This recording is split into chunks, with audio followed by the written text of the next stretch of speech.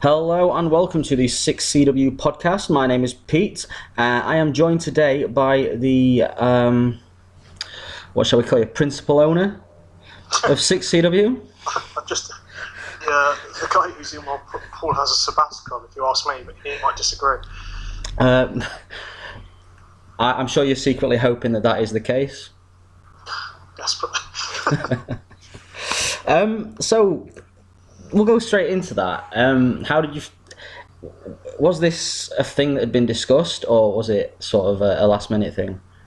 No, he just fucking told me. No, it wasn't.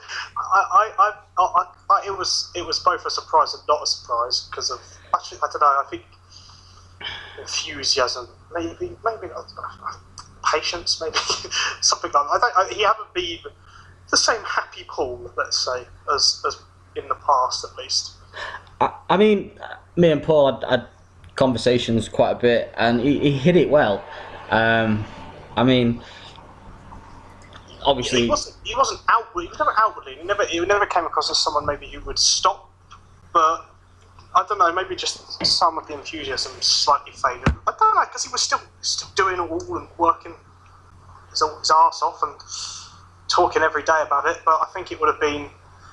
It's real life, I suppose, isn't it? It's men. We don't talk about these things. This is true. I mean, when you're doing something, you're not enjoying it. You know, sometimes you do just need to take a step back. Would you say that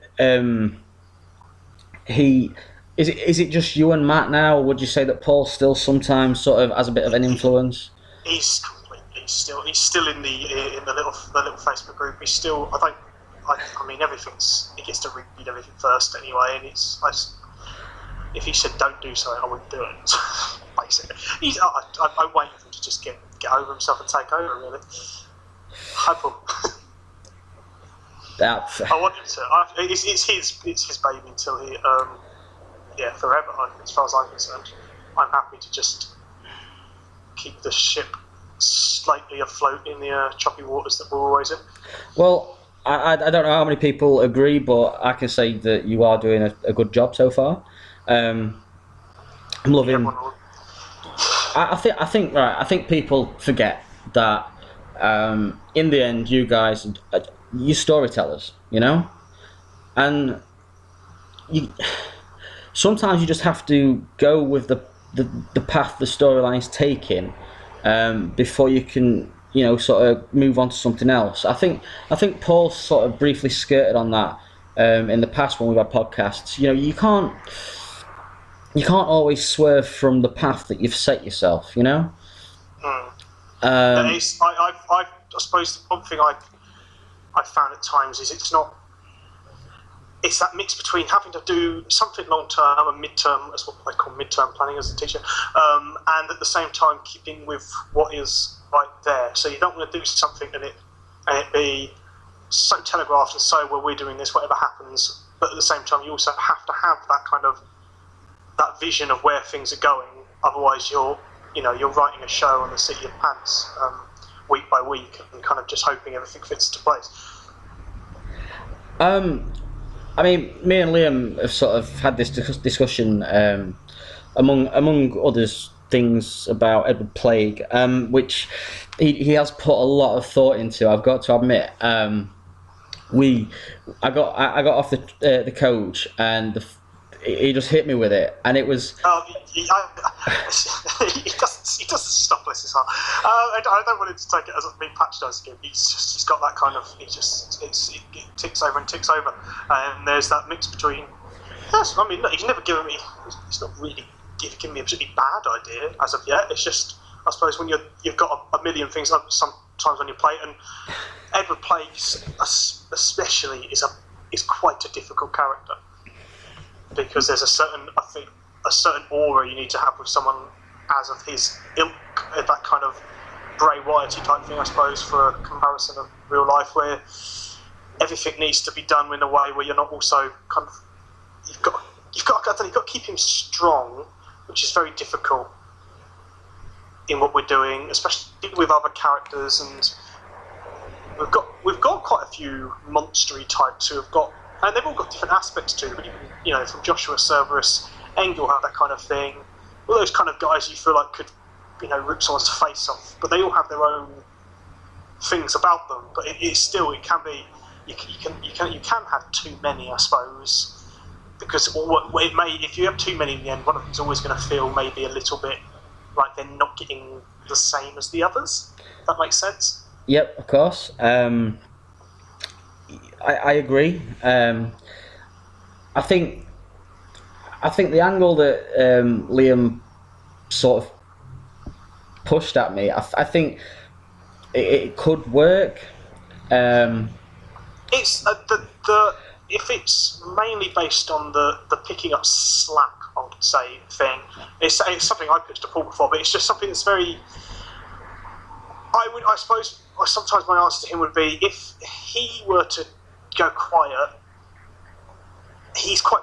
That's a lot of you. A lot of you are quite particular about what your characters and what you want of them. If he came back and say Liam would be managed in a certain way of his absence, I think he'd be pissed off, and I suppose that's where some of that can also lie as well. We've had a discussion on Engel's sort of path, and going back without bringing up the controversial finish of the whole Extreme title. Please, I love it. I haven't spent even enough hours yet. Believe me and Liam spoke about it as well while eating Weatherspoon's food, which was fantastic. It's no better in London than it is anywhere else in the country. Just a bit more expensive. It's cheaper everywhere. But yeah, when we've discussed the path of Engel, after the fall of the Extreme division, the first week or so, I sort of went with, well, why would Engel bother with, the UK title? The TV title. What Dicey was doing, it's so much better. So, I sort of went the path you guys wrote, and I think that worked out better for Engel in the long run. There's some of it. It's some of it. I say is a little bit frustrating because I know Paul, especially Paul's ideas. But I don't know if anything I'm going to do is going to work. So that's the problem there. There's obviously always a trust, and Paul's got what you'd call a track record, I suppose, and that it can be. Sometimes I know. I've messaged, say, that night after. Was it after night? Not after Night of Glory, but I think it were after Night of Glory. Or the first, or Aftermath. One of the two. I spoke to you and Nando because I knew that straight away the thing that was going to happen there probably wasn't ideal, but it was a case of just give me start. And that's the story with Masked Engel Bus, or Special Bus as I prefer to call them, is it's something I've had in my head for a long time. It doesn't mean it's going to work. Maybe it's because it's been in my head for such a long time it won't work, because you've got that, this is going to happen with this and this. But then there's all.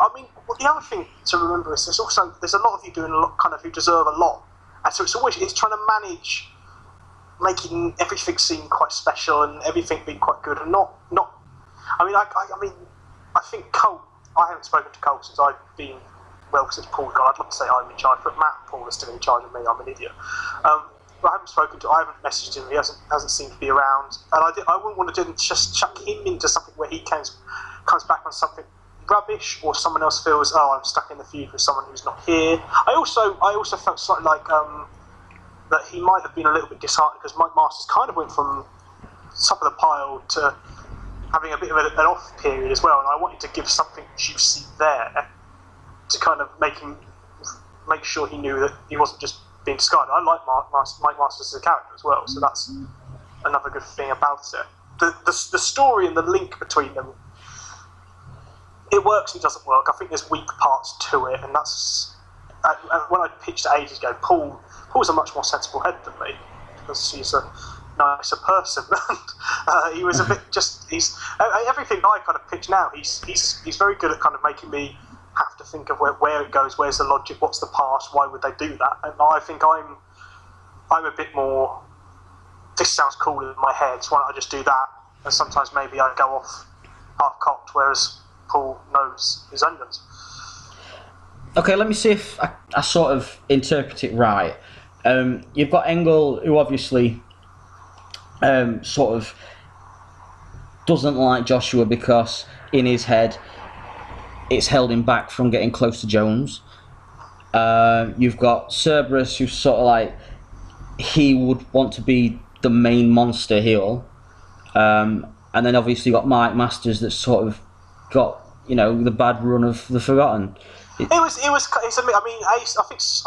mean, it could well be that I'm wrong now. My memory's awful. But Cerberus was involved with Forgotten for a while, and never really. He never sat in it like a team member. And also, he wants to have that dominant monster thing. And there's obviously, I think the relationship between Cerberus and Engel, that was one of the better parts of that TV title feud, was the kind of the hatred that with Engel's twisted psychology made a kind of love thing as well. And then also there was Engel, who I suppose wanted to be close to Jones and could never be Joshua, because Joshua was Joshua. And there was Masters, who was once the kind of the champion, but then Jones cared about Joshua and he cared about the dominant monster and really never protected Mike Masters like he protected Joshua. So that's the kind of, they all, at the very least, they all want him dead. There's no massive friendship, but there's a kind of, kill the beast, I suppose, part of it that should. It's got stuff to play out yet. I mean, obviously Joshua's got to get his revenge on all three. There's got to either be revenge or an opportunity for revenge, and I don't think it's really a big spoiler to say no, it's not done.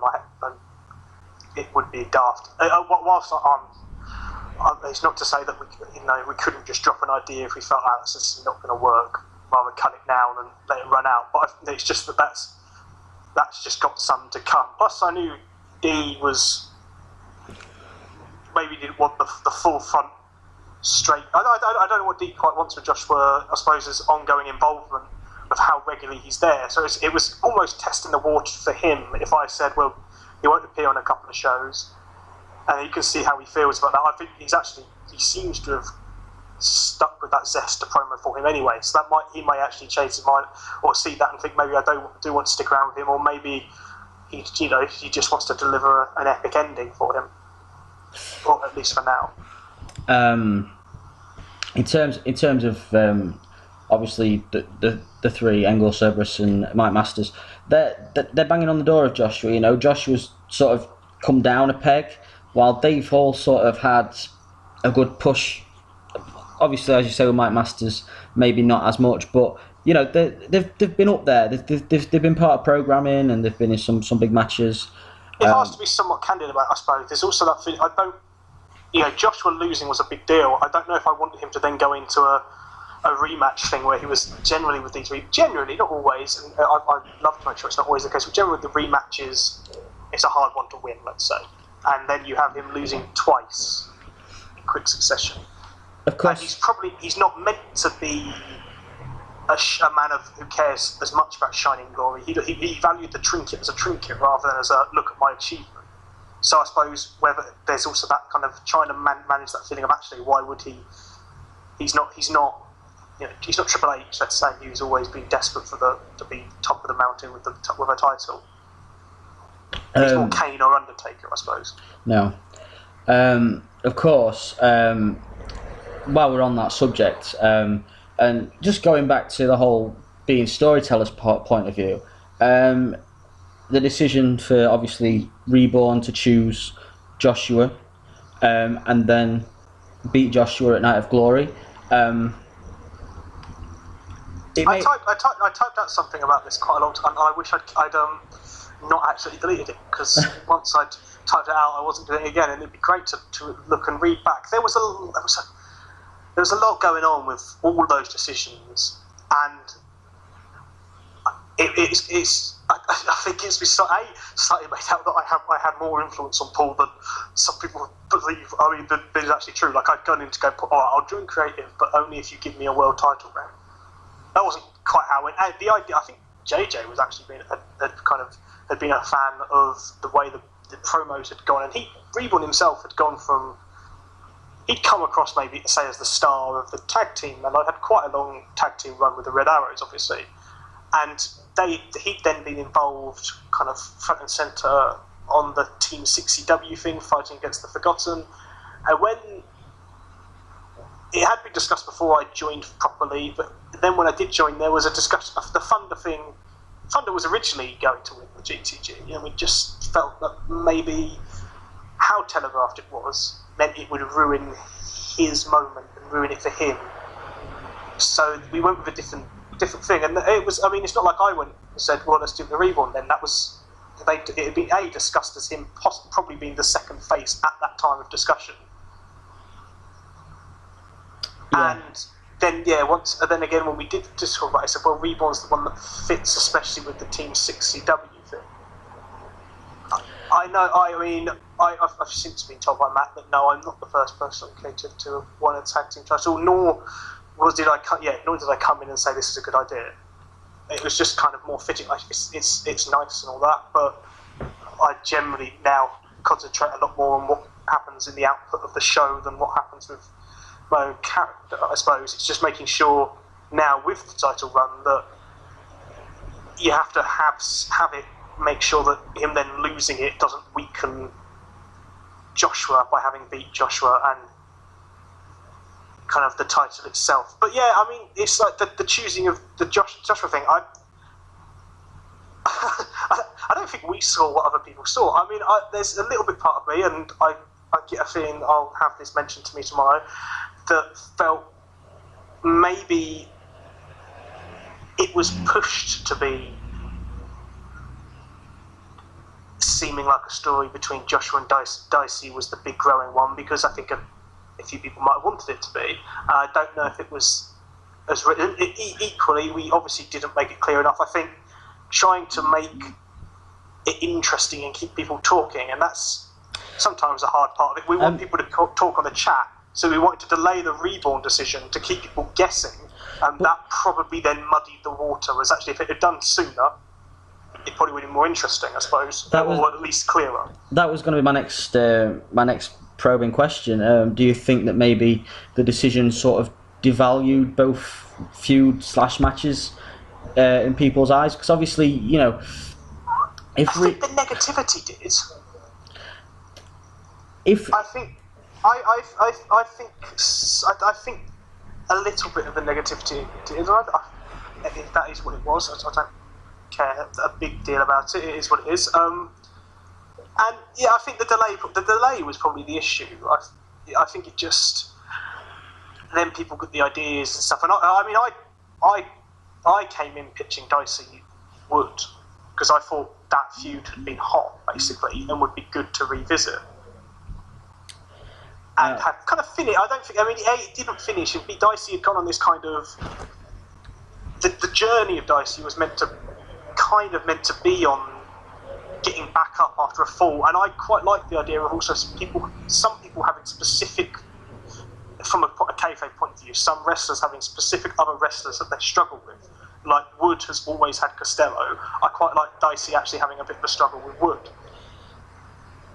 and then fitting him into he promoed well, so he deserved to be fit into a main event picture. I think Liam had promoed as well, which needs to be remembered in that. Which I think did slightly get forgotten. But actually, Liam had done a good job, and Liam didn't deserve to fade away either. There can't be many better ways to lose a title in my eyes than that moment at the end of the biggest night of the year, as it were. Yeah, I think there's a few factors like Reborn. If it had chosen Joshua earlier, then you could have had you could have elaborated more on Jones and Wood, so the whole fuck Jones angle could have still gone along, but people would have understood more that did have that relationship with Jones. Yeah. I think there was also the part of the fact, just the point of it was that it was Reborn's choice. So actually, it wasn't something Dicey could in control as a character. That was so another part of the point. Is actually,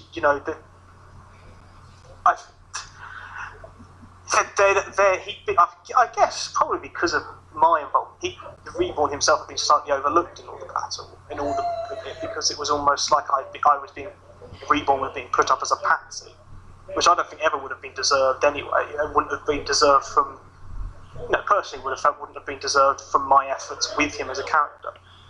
To then have him as kind of just a glorified jobber. The character will have to fade because it's not great for me and relationships within the whole thing.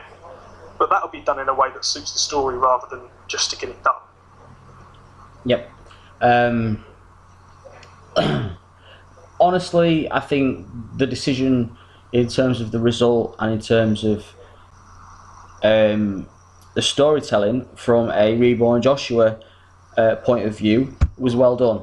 I can't agree more. The Dicey Wood match, it must have been hard for you guys because you had to give Thunder that win.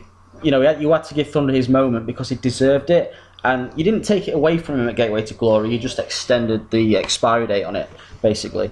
The links. Whilst it could have done it with Joshua, I didn't. The thing with doing it with Joshua is I don't think it would have lengthened the story. Whereas the way it's kind of ended, I don't. There's something for Dicey to work with.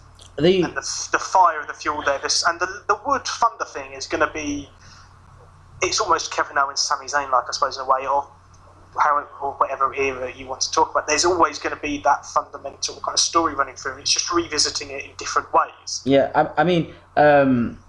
the idea in my head of Thunder coming down and beating Joshua after Reborn losing sort of stinks a little bit of. Was it WrestleMania 8 or 9? Hogan and Bret Hart against Yokozuna. It just didn't feel right. It didn't to me quite feel like what I think. To some extent, the story told was actually that Thunder didn't cash in on Wood just after he'd been defeated. It was kind of benefiting from the circumstances of Wood running his mouth, which is again, I think. If you remember from the TV title tournament, I don't think Liam was particularly happy at the time that he'd lost to Max. Actually, that's nothing against Marky, I'm sure. He knows that. It's just he was obviously a champion and such.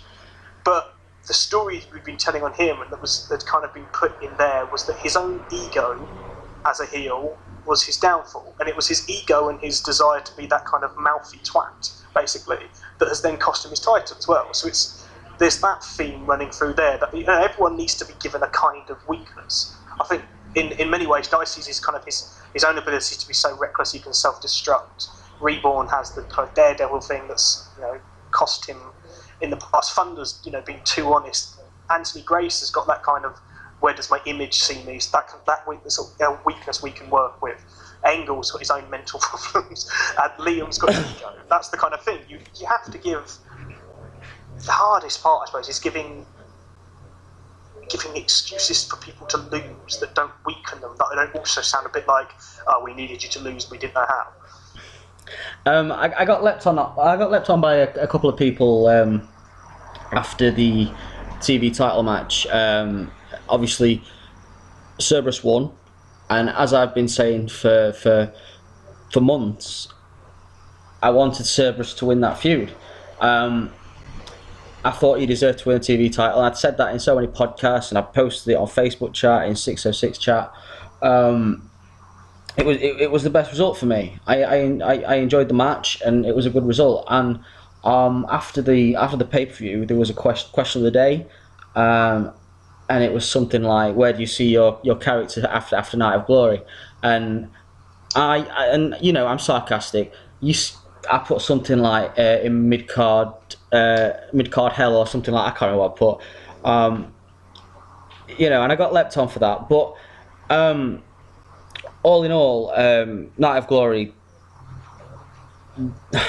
the results were right in terms of the storylines and in terms of the people that have been promoting well. It was the best result. There's also that part of it where sometimes winning a feud as such isn't the reward in a way. There's if It's the journey. yeah, and also what can come. I mean, you can work with stuff and what's going to work best. There was also Paul before and beating Paul and Matt. We wanted the Jones kind of stuff to go quite quickly away after Night of Glory, and we wanted a period, which I mean, not to slate or anything, not to say negative, but there's been for at least 2 years. I can't remember how long we've been doing it now. How long I've been involved with either promoing or whatever, but there's been power struggles have been a really big part and ownership power struggles, and it was kind of what can we do to move this away as well. And I think there was also a part of us that felt someone from Team 6CW winning that kind of ends it, and whether the dicey stuff maybe as a Fuck Jones figurehead might have also kept it going. And I wanted to move Dicey into something new to keep him away, to give him that impetus to keep going as well. I mean, I don't know if this has worked so far. Basically, whether it's the new feud and the direction it's going has actually been of interest to anyone involved or anyone reading. But it's an idea that was there, and especially, I mean, we've been really lucky to have Demon or Cassius come on. He's a very, very good promo, and you straight away a nice dynamic form there. The ending may have been a little bit messy with them coming out, but they're always, whilst I suppose Night of Glory is the end of the year, it's also the start of the year, and you can't finish everything and start on Aftermath. So there's a case of sometimes of being everything can't be perfect as well. Yeah, I agree. It's one of those things where with Dicey, he promoted so well up until Night of Glory, but as I said earlier, you've got Thunder, who he needed his moment. I agree with you. It wouldn't have worked with Joshua, so you had to go with Wood or Dicey. Thunder's not ready for a heel turn, so there's only one logical solution, and I don't think Wood beating Dicey clean would have helped Dicey at all. So they had to be. Yeah, that was part, and it was part of the fact that.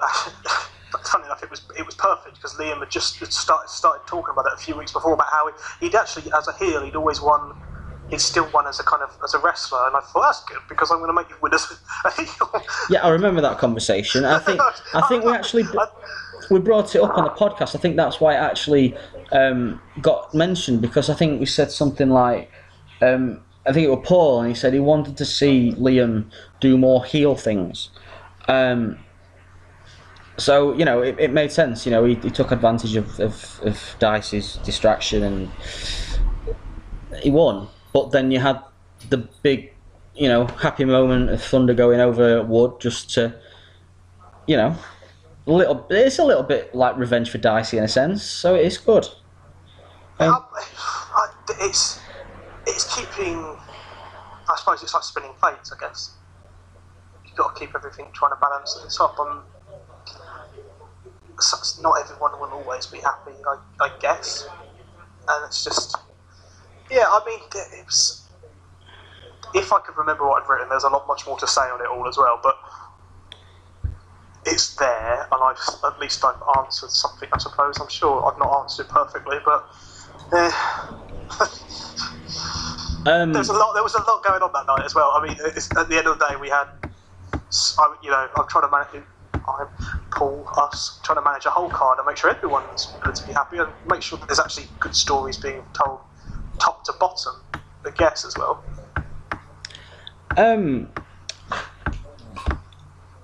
So, you got after that, obviously, we had Aftermath, carried on, the loose story threads that were left after Night of Glory, with the whole guest host format, etc. Is that working? Do you think that's going to be something that's a big storyline leading up to Beachfront Brawl? I mean, they are slightly there. As I didn't do the dubs thing particularly well. It was, I think, more promise than it's actually meant to be. A lot of it is kind of figurehead stuff, just a slight interest. But yeah, they're kind of. Gazzy's slightly more involved because he's a character where it works. Yeah. But a lot of it is slightly just kind of to keep things ticking over and just to manage transitions of being a rather owner-heavy program, I suppose. I'm still working out the best way to do things like matchmaking with no owner. I mean, because wrestling has been like that for so long now that, especially WWE and in TNA anyway, that there's this figure who does all the matches. So it must have been the early 90s or mid to late 90s, I suppose, the last time in WWE where it was just no matches are made and that's it. You don't have to have someone in a suit come and tell you who. No, it's. I think it's weird for me. Yeah. Personally, I think the Gazzy guest host has been obviously the best one so far out of the two. The Dubs one, was it only one segment where Dubs was there? Yeah, I should have done more of that. It wasn't. It never particularly intended to be. I think that was probably my fault for over egging it, when it actually was meant to be slightly less. Basically, it wasn't meant to be a whole kind of thing. it was kind of meant to be a bit of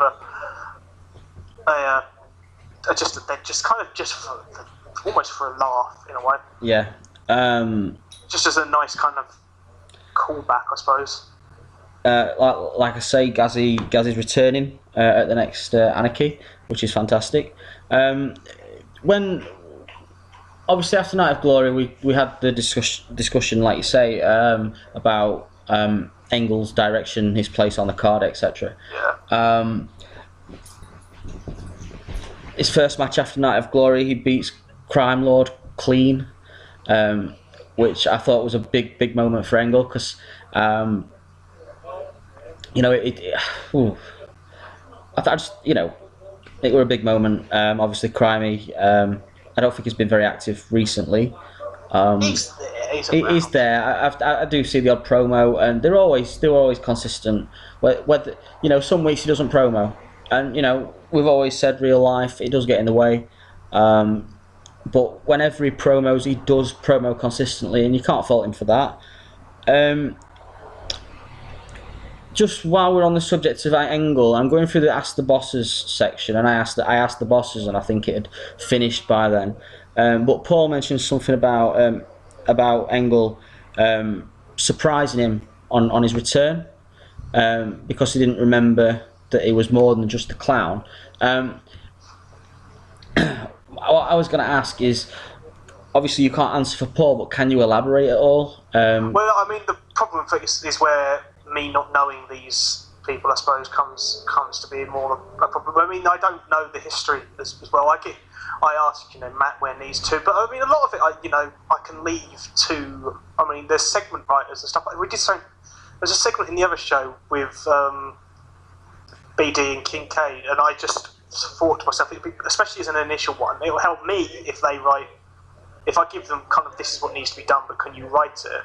So it helps me then get a feel for what their ideal is and what they think is going on with them and why they do it, and it's better for the show as well. I mean, as a read, then you lot know these characters better than I do.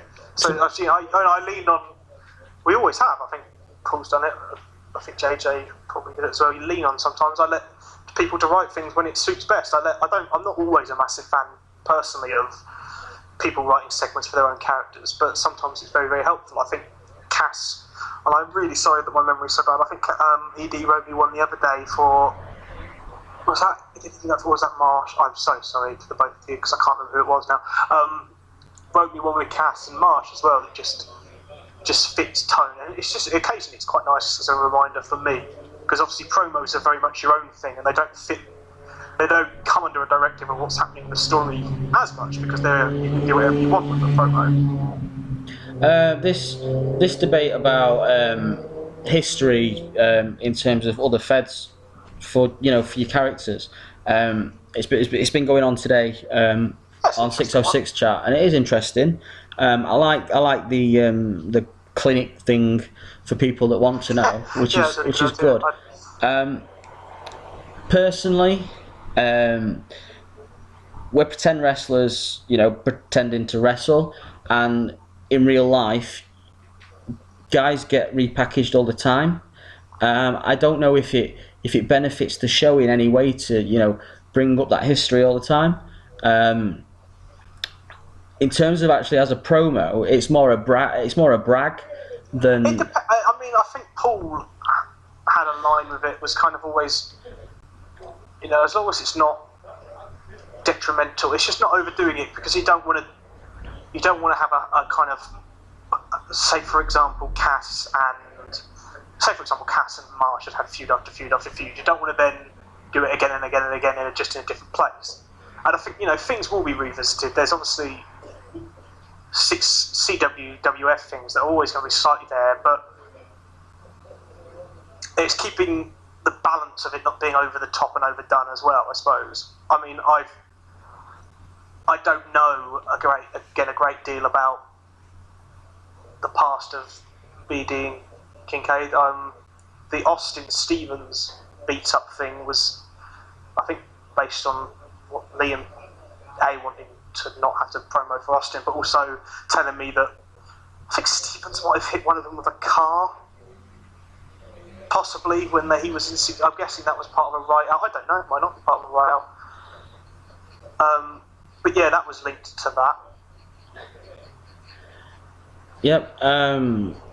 It's as I say, like I say, people are repackaged all the time.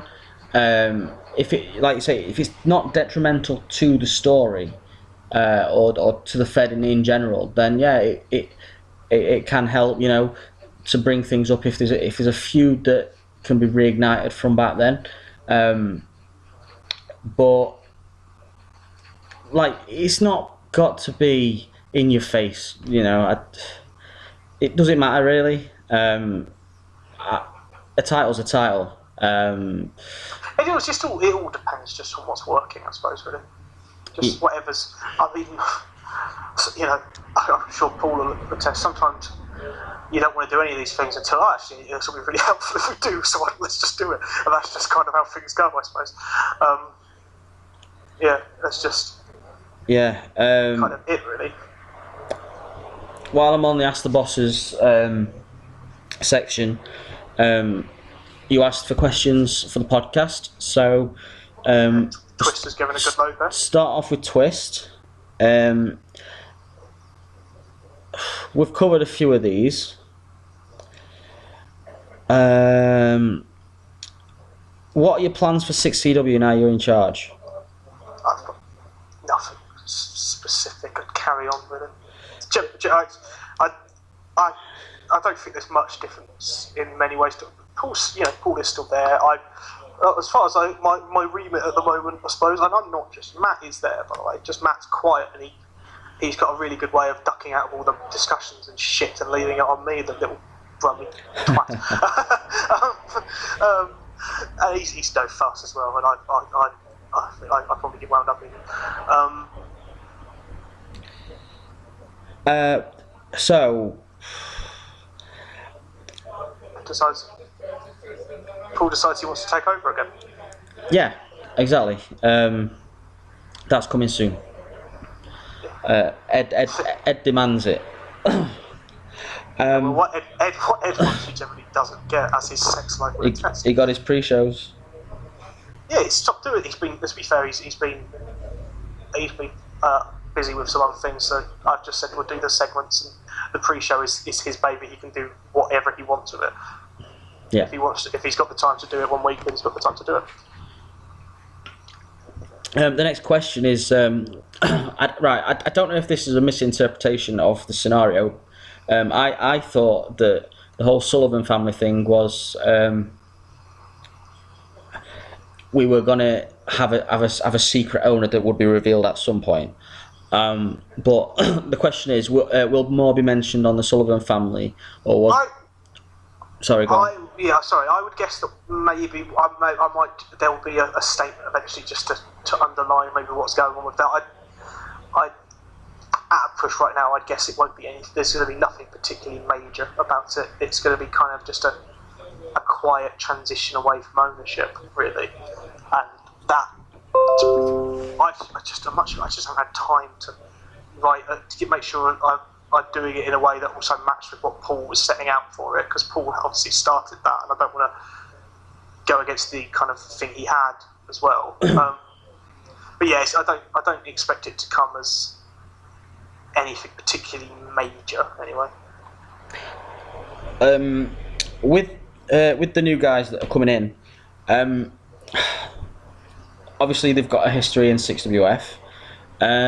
How do you plan on making them more like 6CW? I personally, what's more 6CW? You know, it's if they were good at what they were doing, Sorry, then that carry cut on. out then for every part of it. Sorry. That's me. Okay. So the new guys that have come into 6WF, into 6CW, the ones with the history of 6WF, how do you plan on making them more 6CW? I don't think you need to do a lot for No. it, really. I think it's just. I mean, I wasn't ever involved in 6WF, but I don't think they're that different, really. I think it's a lot. I mean, you've got again, this is going a lot as well from my kind of half knowledge, I suppose, is the problem. But they were in a way no different. They were people who'd been in 6CW, so it wouldn't have been wildly different. I mean, every person who seems to have run it. I mean, for example, Dubs seems to have been slightly mad. There's also been times, I'm pretty sure, when people have, you know, was there a dead? Did someone die on 6WF? Was that Patrick Roberts or something? Yeah, no like one's that? going to die. Whilst anything I write anyway. Maybe Matt will be desperate to kill someone. I don't plan to kill anyone as of yet. So maybe that would be the best way to do it. Maybe there's a few that you think about. Maybe. I don't know. I suppose there's a couple of them who could be the living undead, I suppose, or the living dead, whatever they're called. Who have you been most impressed with since Night of Glory? Oh Jesus! That could be up there. Anyone really? Everyone. We've got a lot of very good promos. I think who doesn't get a lot of credit for actually embracing it in a way that his trolly little smart snarky comments would suggest is Nando. The little.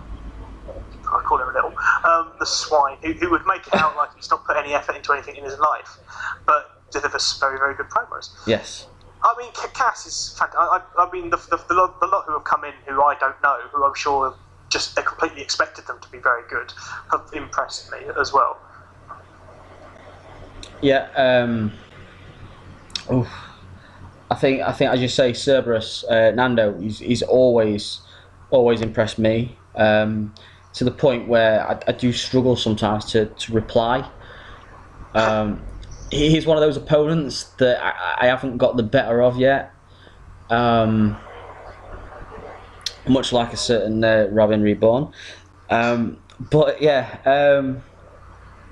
honestly, there's Cerberus and probably Ollie at the moment. Yeah, the O'Callaghan character's really, I won't say touched a nerve, but has worked, let's say, much better than Takiao anyway. That didn't work. I mean, and that I don't think that was because the character was bad. I think that was because he couldn't be bothered at the time. And I don't feel any worry saying that to Ollie, because he's got probably got really weird ears to match his weird fingers and toes anyway, so it doesn't matter. You can't hear what I'm saying. Will there be any big surprises at Beachfront Brawl? Considering you like to swerve things. Yeah, I was intrigued by that one. I'm sure. Unfortunately for Twist, obviously, there's not really a transcript of this, but I'm sure the discussions and someone. I'm sure there's at least one person within a circle who might bring back any answer. I said, I don't know where the phone that I've got somebody who particularly likes swerves. I'm becoming Russo before my very eyes. But yeah, I don't know if as of yet, I don't think there's anything wildly crazy planned. Anyway, for I think there might be a few more in the run up, I'd guess. But then one person's surprise is obviously not always the other person's surprise. Some people signpost things a lot easier, or think that they've read something and not maybe missed a story. So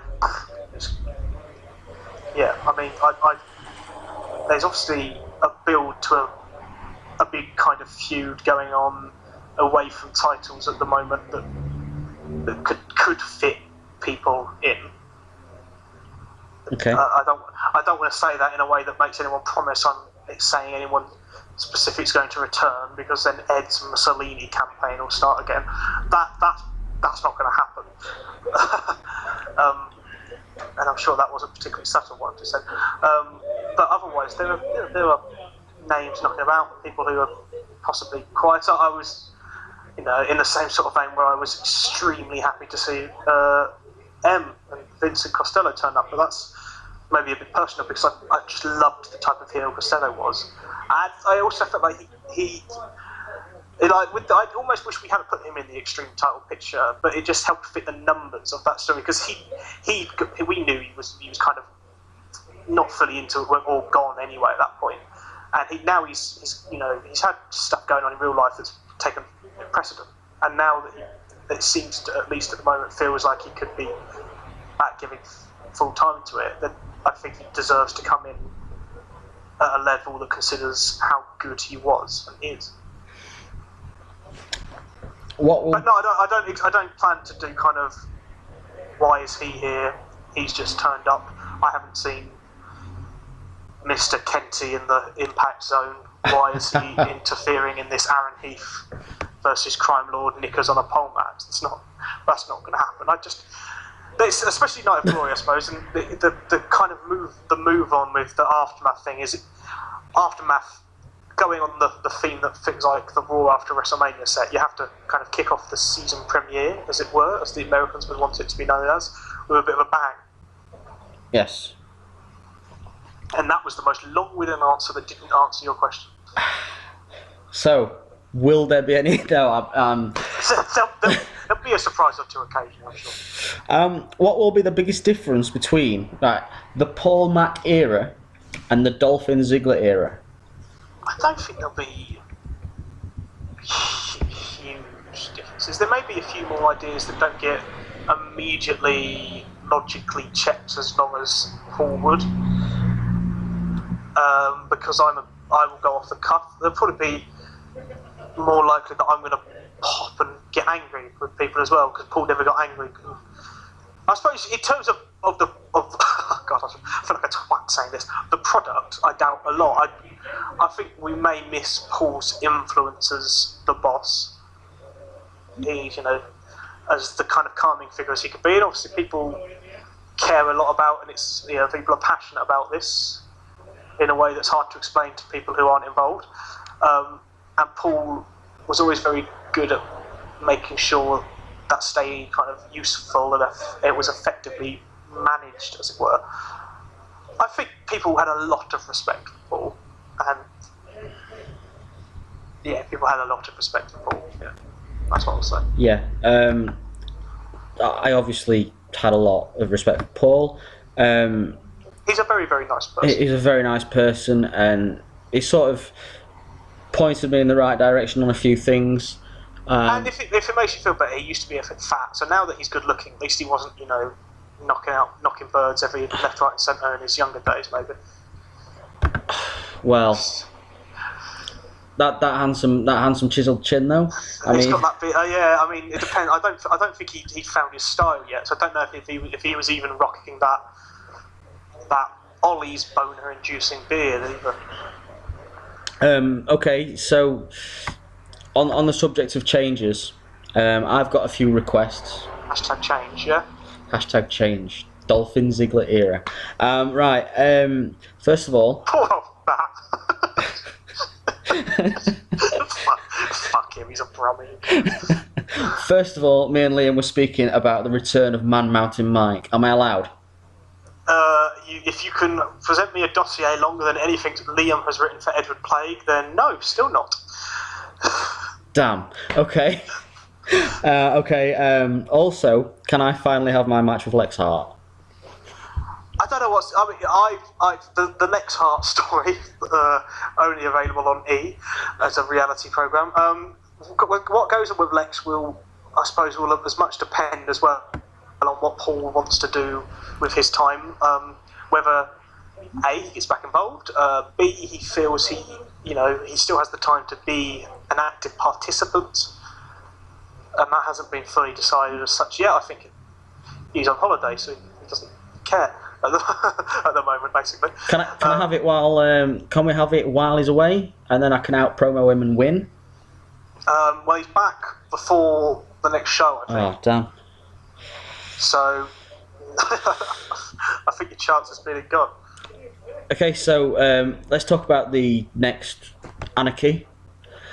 Just go through the match card. First match, I think it's in the order of the card. You've got Paris. It goes left to right, up and down. Yeah, these posters, by the way, are fantastic.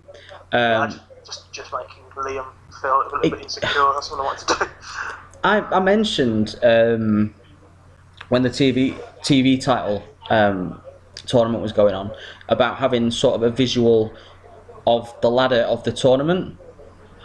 I would probably not. I would be surprised if I get the time to do them after this week because I start work again on the Thursday. The Thursday right. after Anarchy. So that's why a lot of the planning for the shows at the moment is a bit more advanced than it maybe would be on a show-by-show basis because I thought to myself I need to get stuff done. I know it's going to be a balancing act. It'll be interesting to see time-wise. It's a pretty stressful thing to do as an NQTU as well, so I'm going to have to manage time.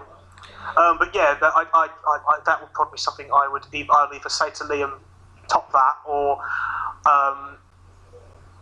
it gets left as a bit of a. Wasn't that nice, that period of time where I did that? I don't think it's been perfect for everyone. I don't know if it was the perfect. It's always as easy to read, at least, as a list that says this is match 1, this is match 2. Well, honestly, in my eyes, it adds to the immersion of it having an image because obviously, I don't know. It's just it looks good. I like it. So the first match on the card is Parasite Killers versus Hill and Steel. Yeah. Hill and Steel are sort of going on a decline now after quite a big push up to Night of Glory. I suppose that they're in somewhat in a limbo. Yeah. Obviously Jimbo's brought back the Parasite Killers. I think he discussed it a while back actually. Probably before Day of Reckoning. Yeah. We'd mentioned it before, and it fit. And tag teams, sometimes it can be quite difficult. I would say this from the perspective of someone. Well, I don't feel like I was. I was tag team champion for a long time. I don't feel like I was because I was. It was just, well, how can anyone beat the Red Arrows? It was sometimes I don't know if everyone always wants to do a tag team as well, and it's not. It's hard to do it and keep both characters looking tops, and then sometimes it's a case of who fits with who as well. I think the best tag teams are the ones that are done by one person, but it's very difficult. I like the dynamic of a two-person one. It's just getting it right. Exactly. You've both got to be sort of in sync, and you've got to discuss it quite a lot. If you want a good fluid tag team where you promo together, you've got to keep that constant communication and actually pretty much be tag team role players.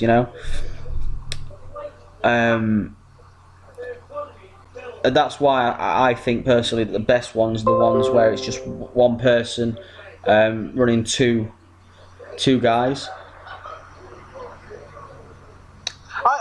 I think if you looked at recent tag teams, the one that got people talking the most, maybe you could argue was Max and Grace. Yeah, and they did a very good job of what they did. To be fair. Yeah, and that was between. So they were in sync in quite a lot of ways as well, and they didn't. Well, they always didn't have to be as well because the kind of the joy of the tag team in a way was their differences as much as the kind of growing similarities. So yeah, I mean, it can very much depend. I mean, Lee and I don't know if I know Logan's real name. I'll just say Lee and Logan. I'll call them by their character names. They know each other well. And are comfortable with it. God knows how long it will last. That will be kind of up to them as much as anyone else. And of course, they're taking on Perez and Hurst. Are they inactive now? I mean, I don't think Wood is. Lee, I mean, I think they are. There is a story to be told with the two of them to move them along that is of not a major priority to me or Liam, and you'd call it a lower card story that will be there to keep things tucked over and flying and such, and keep things ticking over at the bottom of the card. That could be interesting, but it's not a priority one. That's not to say they won't win, but read between the lines as much as you want. But yeah, again, also a part of not just jettisoning a character either. I like both. Obviously, I like Hurst, he's mine, and I think there's a good. You also need sometimes people who are willing to lose because not all of you are always happy to lose, and it can be very difficult for me and Matt and Paul to think who deserves to win. And how do we do a feud? How do we build towards a feud where they're not just facing each other all the time? I think we've touched on this before though. It's not necessarily the winning or losing. It's not necessarily carrying a title. It's the journey that your character takes, and you look at how real wrestling is now, and people still look at it as to be over. You've got to go over people. I mean, I would again. It's very much. For me, the thing would be if you're involved in a good story, that's your reward for that's your reward, so much exactly. Winning. And I think that's where, say, Liam was honest. He said he wasn't happy immediately after Wood lost, but then I think he was excited about the stories that could happen, and B, I'm guessing he must have quite liked the impact of what it was as well. I actually we spoke about it in London, and we actually had a good discussion about it, and I think he's looking forward to the rivalry between him and Thunder, to be honest. It may not come as quick as he likes, though. I know, but still. Yeah, no. I think he's taking the emotion away and just the part of the enjoyment of it. Actually looked at it and thought, well, winning doesn't mean you could win and get. Then I could go right. You are now going to face off with Jack Hurst for 3 pay-per-views in a row. I'm not Jack Hurst, i.e. me, isn't going to promo, but you get to be champions. So deal with it. It's not. Again, I think in the long run, being involved in kind of fresh stories and feuds, and you want to make sure because everyone is personal to everyone as well. Your character is somewhat protected and it all fits, and you do want to win matches and win feuds and such. But I suppose it's the mix between the two that makes it work. Speaking about Liam Woods, his next match is against O'Callaghan. Both guys really good promos. It's going to be, if it's written well, it's going to be a fantastic match. Because I like O'Callaghan's style. Liam Wood, I love the arrogance. So it's. We're lucky in many ways that we don't really have anyone who writes a bad match. Even you're not writing one this week. You're on reserve. I'm on segment duty. You're segmenting, and no one writes bad matches. So we are lucky in that respect. Do you just out of curiosity? Do you need any more segments writing? Because you said have you done the ones I gave you? I haven't yet, but I tell you what, I'll do this in a teacher way. If you finish the ones you've got, finish your lines. Then we'll have a look at what you can do after that. Okay, I'm just offering my services. Okay, that's just that. Yes, and it's very much welcomed, obviously. And if you think you're you can offer now. Offering the week after will be hugely appreciated because I don't want to have to write 14 in my first week of teaching. I think there's one fortnight coming up where I can't do anything. Paul's back next week as well, which will be a massive bonus. As much as he wants to take a rest, he'll have about 6 on his plate, whether he likes it or not. Yeah. No, I think it is actually the next show. The next show I can't write anything for. Right, then, fuck you. Emma. Alright, okay. Emily's come back from Mallorca on Wednesday. As long as this doesn't dissolve into a story about your dick, and then it's recovered. I'm gonna be spending a lot of time with her that after she gets back. So I might not. I'll let you know. Anyway, personal life aside, you've got Crime Lord on the back of losing to Engel, facing Aaron Heath, who is on the rise. For the title. And it's a title match. We've got 2 title matches. We have. I can't see Cerberus losing his though. I can't see that.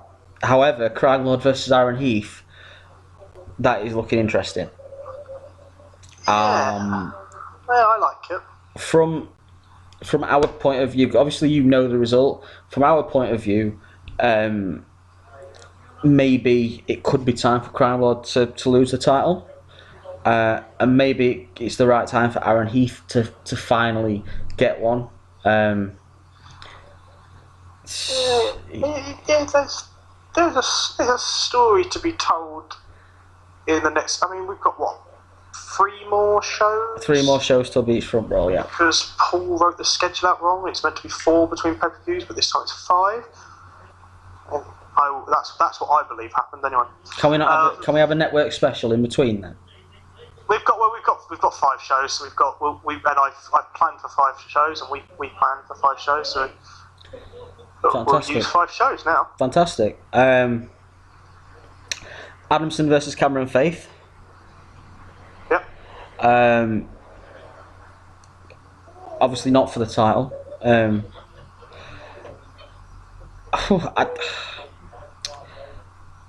Have the megastars split?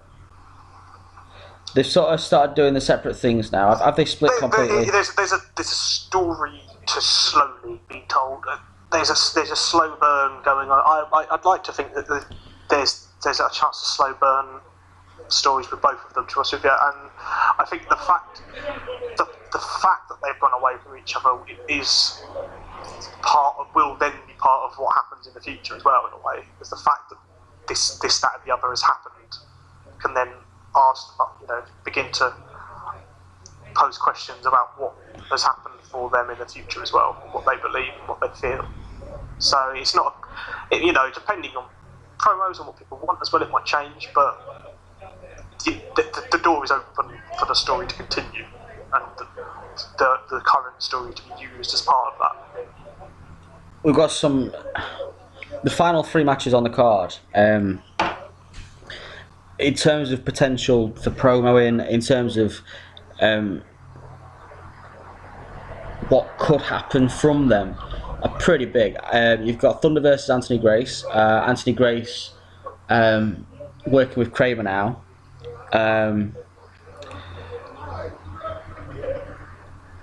Thunder probably doesn't need to have a loss, but a screwjob sort of finish could work for him.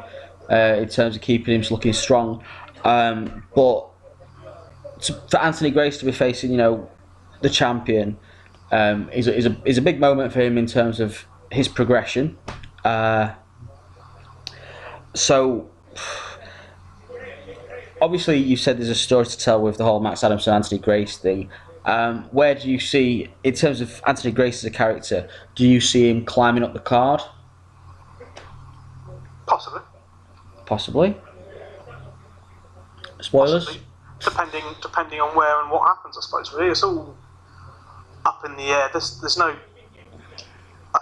There's very few guarantees in life. Robin Reborn versus Engel. 3-0 now. Reborn over Engel. I needed a jobber. I actually like it. As I've said, I like characters to have people that maybe they struggle to beat. Yep, And there is Engle's example and such. So maybe I'm overdoing that if I have everyone. No. I love this. In terms of Engel as a character, one of his things is that he gets obsessions. So when he first started, JJ had Joe Fraser as his character, and Engel got obsessed with just it was sort of stalkerish. It was sort of just putting him in stupid situations and horrible things. And in terms of the character, Reborn is very similar to Joe Fraser. So to have somebody that Engel can't quite get to grips with, can't beat, keep it going, man. 4-0, 5-0, keep it going, and build a feud where Engel can eventually, maybe if he's lucky, get one over. Cause I just like I like that side at the moment. It's good. Dicey Riley versus Cassius Z. Seen some of the promos, fantastic. Cassius, obviously, fantastic promo. Dicey, always done a good promo. Do you think this is obviously an ongoing feud? Do you think it'll? Do you think that'll be one of the big matches at Beachfront Brawl? Do I think? Or do you know? I think I think I need to correct myself on that. I think many things, Pete. I think many things. I'm often thinking. Okay. I can't just answer it. That's the problem with this. I can't just go, yeah, I'll tell you what's going to happen here. Okay. So in writing, Dicey Riley versus Cassius C as a feud.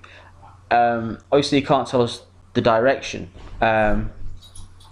But are you enjoying what you've got planned? I think there's been a few people who have picked up on the theme of where it's going. It's not as of yet become a feud between two people, let's say. No. And it's something I want to do. I like it. I mean, the point of Beachfront Brawl for me was to really underline change, not from Paul, because I didn't, before, whatever the day he decided to stop, I didn't know he was going to. But even before that discussion, it was always like, what can we do to make Beachfront Brawl become away from the Jones and the ownership era of 6CW, I guess, and the kind of it's trying to make feuds fresh. And if I could remember the card off the top of my head right now, I would say that the majority of feuds are going to be fresh. Okay. Yeah. That's a good way of looking at it. Okay. I think a lot of people are looking forward to it. It's your first pay-per-view in charge, in theory, but obviously Paul is sort of sneaking around in the background. Paul never dies. Obviously, it's a lot of work for you guys to plan this out, get the pay-per-views out on time, get the shows out on time. But are you excited about sort of putting together your and Matt's work? Oh, the pay-per-view is always fun. Yeah. Because it's like, it's just a bit. It's just you can start to put combinations, I suppose, of feuds and start stories, end stories, continue stories. It's all fun and games, isn't it? It's all fun and games. Sam. Yes, it's one of those things where you sit there going sometimes thinking, I wish the pay-per-view was now. Yeah, I as a promo, sometimes I'm like, is the pay-per-view next week? And I do get excited for the pay-per-views more than anything. I'm still I think I'm going to start a petition to have topics for each match, because that was fantastic at Night of Glory. I could just like go. I like that as a Night of Glory thing personally. If Matt changes on that, then I'll give Matt the vetoing word, so you don't have to ask me. Ask Matt. Okay. We need to get Matt on the show at some point. Also, have we done all of the questions that were asked by everyone? As we done on the Ask the Bosses thing, yeah. I don't know how many of Ollie's were serious ones. I can't remember off the top of my head. On the Facebook chat. Not the Facebook chat one as well. I mean, I think there probably were a couple on there. Let me just have a look. I suppose the. I don't think Ollie asked many more. You know.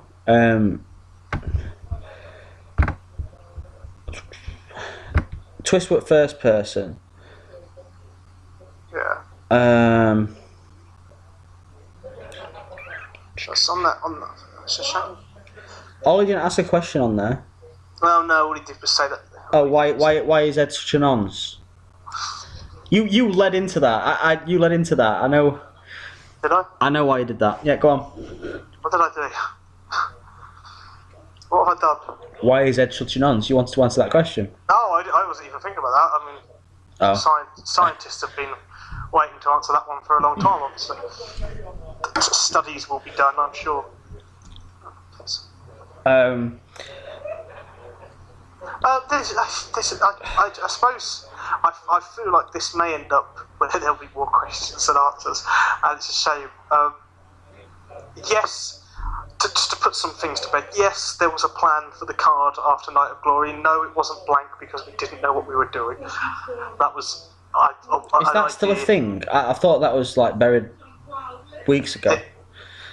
Yeah, I just put it there now. That was just.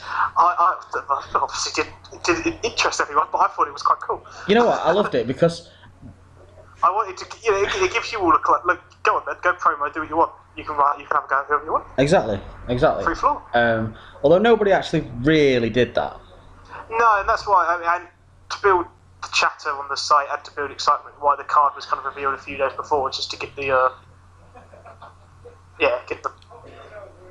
Whatever. Just in case you ever do that again, because I do think it was a good idea. If somebody was to call somebody out, and the promos that came out of it were really, really good, would you change the card to sort of reflect it? It depends how late, I suppose. You know, they've got to remember that. I try our best to give about 10 days for people to write stuff, and they can do it whenever. I mean, a lot of stuff is. If that could be then change a future idea. I mean, things have ever since I've been involved in any sort of decision, and before even really, feuds started because of other promos and stuff. I can't remember who it was. Two people. Was that Wooden Dice or was that someone else? Had just seemed to have a. I thought Wooden Dicey started with the promos, to be fair. Yeah, I think that might have been just because of there was a click, as in CLICK click, that just seemed to work. Yeah. So it was, gone with, basically. It was used. And sometimes you read all those promos, and if you just think, everyone's a blank canvas for ideas, and you just have, that sounds just, I hadn't thought about that, that'd be cool. And there's stuff for Thunder to do as well there's stuff for all of you that hasn't been visited, that then you suddenly pop that in a promo, and I think sometimes I do. Okay, is there anything else you want to put to bed? Your mum. My mum's more interested in your mum, Chris. No one's interested in my mum. Okay, Chris, it's been fantastic having you on the show. Hello? Hello, I'm still listening. Okay, it's been fantastic having you back on the show. No worries. Is there nothing else for me to say? Am I done? I think so, Chris. I think... I feel like there will be more for me to say tomorrow. We're more than welcome to record some more stuff tomorrow or any other day. It's fine. I'm pretty much free now. Whenever. So just give me a shout if you want to talk about something, or if something comes up on 606 chat or on Facebook chat and you just want to bring it up to sort of tell people.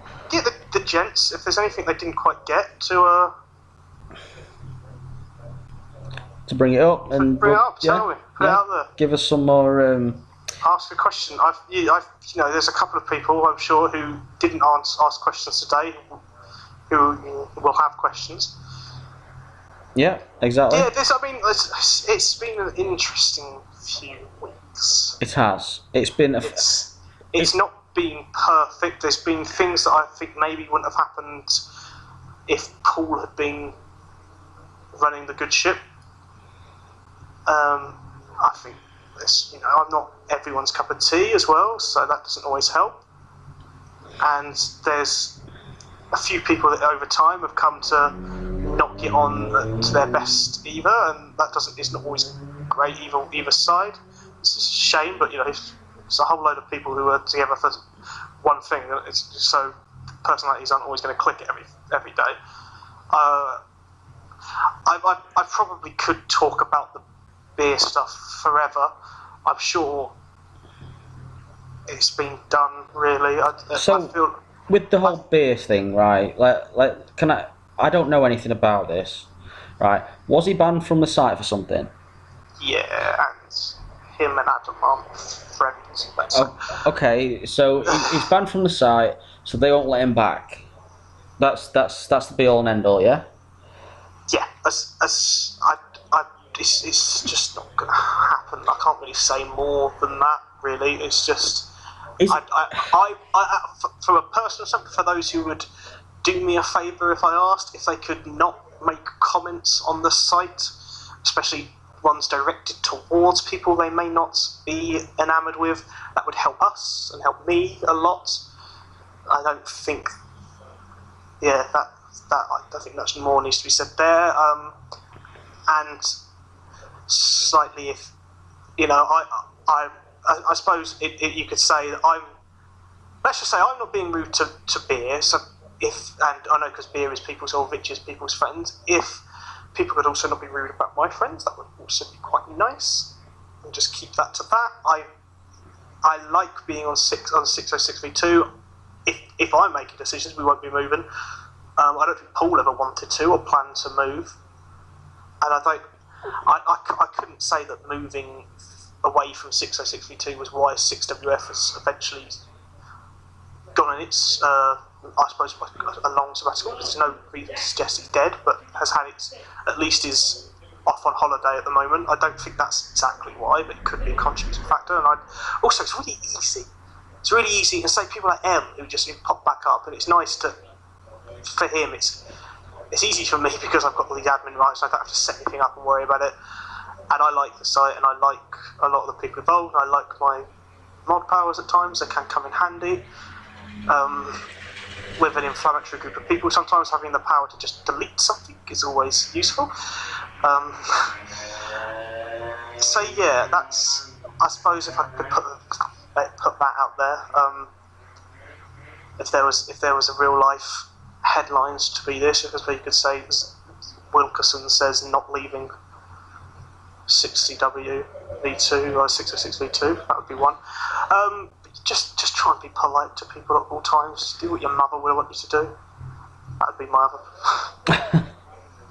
other. Just before we go, SummerSlam. The SummerSlam meet was great. I wasn't very enamoured by the pay-per-view, mainly because I fell asleep. Yeah, they are worse when you're not watching them. The thing is, I blame Liam for not drinking. He made me drink his fill as well as mine. Or was that while I was talking about plague? Yeah, I mean, you find yourself. I never used to drink. We should do a charity appeal. But no, seriously. Just 16 hours of your precious time, and we could give Edward Plague a life.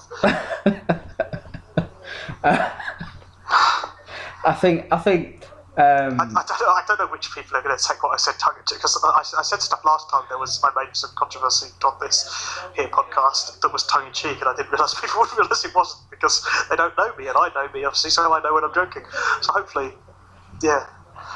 I suspect if if I suppose the last thing I'd finish on, I guess, if people don't like what I've said, if they could ask questions constructively about it for me to answer, rather than any sort of, and that applies to everyone, don't think I'm picking out anyone, rather than kind of making it feel like I have to argue, because, yeah, I don't think it's, if I was to go out and say, well, what other reasons could there be for Paul leaving? Maybe, it could have been a little bit tight. There was a point sometimes, there has been a point where we post a pay-per-view and we're more worried about what's going to be said afterwards than we are excited about posting it, I suppose, and that's a shame.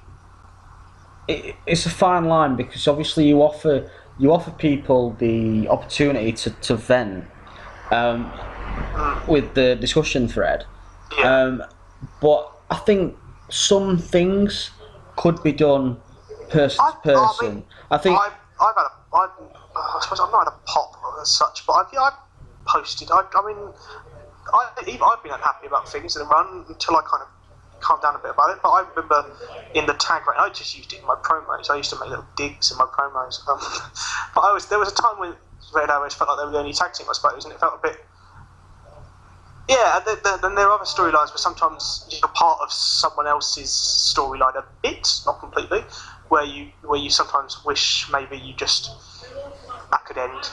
And I suppose there's mixing between what's right for you and what's right for everyone, and keeping that up as well, which can be annoying. But yeah, there's always an inbox.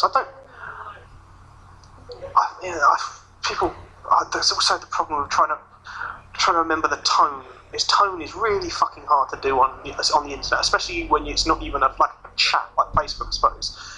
Tone can be extremely hard to get on a comment, especially when smiley faces are used. Shut up, you stupid dog. The smiley faces used, and you don't know what the smiley faces mean, and whether you've got an idea of someone being more sarcastic in life than they actually are. I suppose just try and think, how would I have said this? Maybe they're saying it like I would have said it. And you know what? You need to feed that thing. Oh, I feed it, believe me. That's why your thing is always so mangled. Oh, behave. Emily's the name of a dog, isn't it? On that subject of feedback, not my penis, not my penis, or my girlfriend's dog. On that subject of feedback. I suppose the truth of the matter is, if they didn't really enjoy it, if they didn't feel invested in it, then they wouldn't write a thing. Yeah, I mean, me and Dee have not always seen eye to eye on everything, I suppose, would be a way of saying, that makes it sound more argumentative than it is, but we'd have always agreed on what's happened. But the kind of point was, it's a passion thing, I suppose, and if people didn't care, it'd be worse. Me and Dee sort of had a bit of a thing yesterday. I think that's probably ended up being blown out of. Yeah, I think I took a step back because basically there was a reference to Doink in terms of Engel. I would be fair to hear, it's pretty hard to escape when a lot of you kind of started off as the character. Actually, he was exactly the point as well was don't underestimate the Doink character. It's half. Yeah. Doink was a very interesting. I know Marty, my girl, who obviously now a Ring of Honor wrestler. Good on Marty. He's from just round the corner from me. I went to college with him. Funny enough, I don't talk to him very often, but yeah, he was quite a fan of Doink. I know he posted a lot about Doink after his death and kind of how interesting and diverse a character, and how something that is that wrestlers themselves have looked at characters like that and how you make different gimmicks work in different ways. And yeah, so just I think that was the side of it that he was referencing rather than you wear white. I completely agree. Basically, I went onto the Facebook chat and I did my whole angry Doink sort of reaction. Yeah, I think another piece of advice I'd give is that no one knows when anyone is joking. This is true. This is true. And somebody then mentioned it today, and then I got a message back saying, something like, "Oh yeah, if you've got a problem with D, then talk to him and he'll explain." So I then messaged him and I said, "Look, I haven't got a problem with it. It's fine." And then I went on to 606 chat and sort of said, "Look, I actually appreciate it. I appreciated the actual sort of comment because of his context, but if Engel hadn't been that, would he have had a comparison to Doink? Yeah, I mean, Really?" but then if that's kind of I get like I was having this conversation with Paul the other day about I think it was today about Daniel Bryan and saying if he hadn't had a wife he made different choices, and I was kind of saying, well, the problem is you can't. That's kind of hypothesizing on things that don't have not any relevance, but Yeah, I agree. Like if he is, especially as when it comes to psychotic characters, Doink and Mankind are probably the two who have played on it the most. Can you not play with that whilst I'm talking to you? I know my voice is nice, but It's not me. you didn't hear that noise like I heard it. It sounded like your balls slapping against your thighs. And as much as a compliment as it is, can we at least say that till we stop recording? It's basically, when you come to psychotic characters, they're probably two of the best, Mankind and Doink. And Mankind doesn't get seen as a joke, where actually maybe in parts he was often more of a joke. If you're talking for the psychotic Mankind, you're actually generally thinking early Mankind, because then he embraced it a very different way. I preferred the almost I don't know the Cactus Jack of WCW. I preferred his style to the sort of thing of Mankind.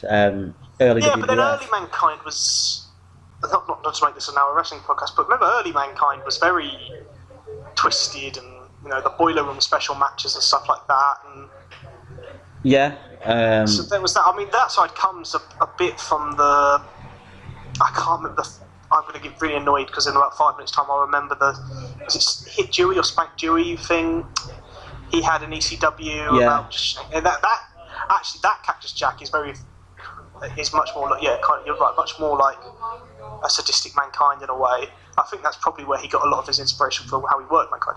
But that's not ECW, I suppose. But yes, I think that was the point Dee was making to defend that, and I think it was a very good example of how wires can be crossed over the internet with comments and stuff. Definitely, yeah. I think we've covered everything. There'll be more. There'll be more. But we'll save that for another podcast. There's been a massive gap. I've had a few personal issues, which are now totally gone, thank God. My laptop is now safe from any sort of violence. Anyway, thank you, Chris, for coming on the show. That's fine. I will probably do it sporadically, because of time, because I think it's hard when you're talking to especially just me, to do opinions on stories as Definitely. Well. I think we should have. I think Paul is much more up for it now, though. Oh, fantastic! I would have Paul as the one. He's a very good. He can be like a reporter who's got the inside. He's Dave Meltzer. He's Wade Keller. He could be like the what culture of 6CW. I think we'd leave Marsh to that. He fucking nailed that. Oh, he did. As a standalone, that was incredible. Yeah. Well done, young man. Well done, you. You up there in the north, doing some words on a page, aren't you special? I'm a Preston fan as well. I don't know you that well to do this joke. I'm sorry. I've really enjoyed having you on the show. I've really enjoyed being here. I hope I haven't annoyed too many. I don't think I have, and I think a lot of people will sort of like to hear the insight and your sort of thought process when it goes into it, because obviously, like you say, you've got the chat, and nobody can understand the way you tone your voice and the hard part of is there. I mean, I'd love to go right out again. It's remembering stuff. So I'll go right out and say, this is why I'm doing this with this, or we're doing this with this. Sorry, I keep saying I'm. It's not just me, but I'm the one talking. So, and I'm great. But obviously, then there's spoilers and such. I mean, I don't.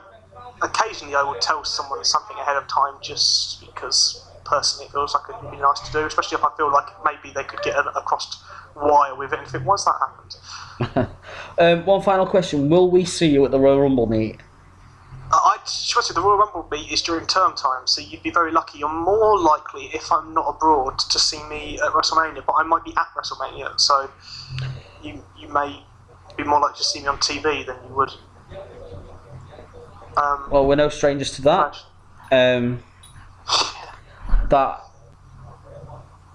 It would be fantastic to see you there. We did miss you at the SummerSlam.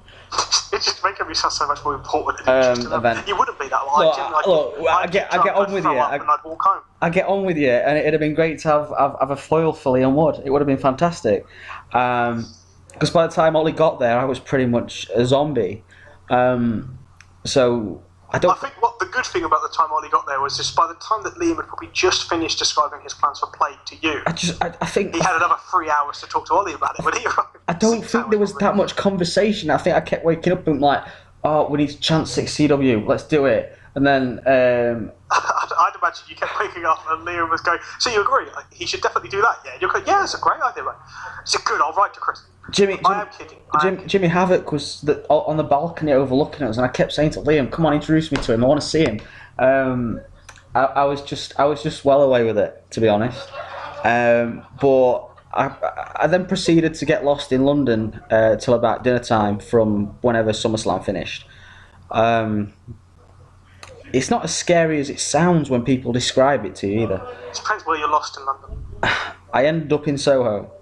Not gonna lie, I end up in Soho. I think friends of mine got mugged in Soho, but you're more likely to see unnecessary amounts of arse than anything else. I saw a Marks and Spencers. I remember a place I've ever walked through in Soho where they had just a wide open doors and windows, like bay doors, and just inside there were just naked people. Very weird. That's fantastic. I never saw that. You'll have to show me next time. Right, as I say, fantastic having you on. Let's finish up, so we've been talking about shit for the past 10 minutes. Fantastic having you on the show. And hopefully we can get you on again probably after Anarchy. As I say, there's no problem with me doing a podcast as long as I'm not at work. What I think would be good, maybe if I'm doing it, is to just to flit in, have a little bit, then go. Because I could manage that with my time, because I'm going to do a lot of planning, and also it might be best to then let you lot talk. Yep, I might try and get Marky on next, because I always enjoy having him as a guest, and it gives us a bit of an insight into another person's view on everything, you know. Because it's all right me speaking, but I'm always going to be angle orientated and Man Mountain Mike. No, I'm not Man Mountain Mike orientated, but I'm always going to be sort of focusing on angle, you know, because that is what I look for when I'm reading the shows. And same as Marky, he'll be looking at Max Adamson stuff, and it just gives you that extra input, you know. But this one's been fantastic. We've buried a few things, laid them to rest. Hopefully, a few people will be happy now. And thank you for being on the show. My pleasure, babe. See you soon, sweetheart.